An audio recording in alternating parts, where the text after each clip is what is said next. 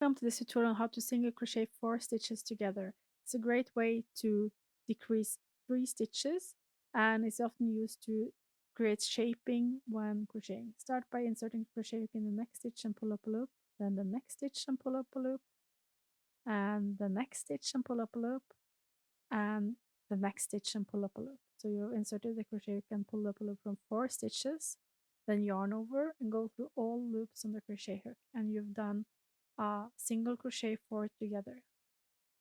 Let's do another one. Insert a crochet hook in the next stitch and pull up a loop, then the next stitch and pull up a loop, and the next stitch and pull up a loop, and the next stitch and pull up a loop. Then yarn over and go through all 5 loops on the crochet hook. You now have done 2 single crochet 4 together, and you can see how the fabric is shaping, and it's a great way to shape crochet products. Thank you so much for watching this quick tutorial on how to do the single crochet 4 together.